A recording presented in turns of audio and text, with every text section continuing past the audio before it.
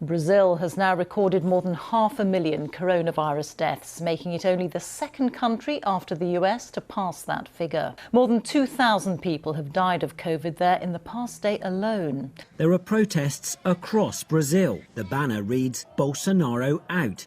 He's the president who once called COVID the little flu.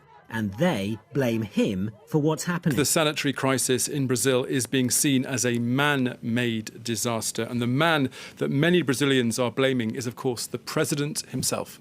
Look, the man has participated in at least 84 mass gatherings since the WHO declared a global pandemic last year, not encouraging them to socially distance, not encouraging them to wear masks, and not encouraging them more recently to get vaccinated, not encouraging local officials who were inclined perhaps to do so to impose lockdown measures in order to get the numbers down in their particular regions when they were seeing the numbers spiking. So at almost every step of the way, Bolsonaro has not just downplayed, minimized the gravity of the epidemic, notoriously calling COVID just a little flu at one point.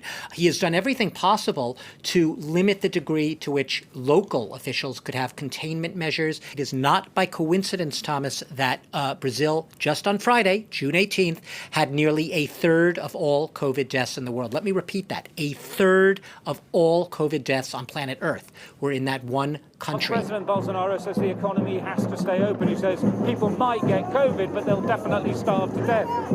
The trouble is, with 500,000 dead and 100,000 people being infected every single day, the economy will probably just close down anyway. Just last week, Bolsonaro was fined for leading a motorbike rally in São Paulo without wearing a mask. He's already on the campaign trail for next year's presidential election and continues to promote hydroxychloroquine as a cure for the coronavirus.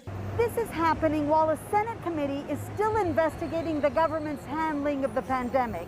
Senators, doctors, and scientists say they suspect the government has tried to achieve herd immunity by infection.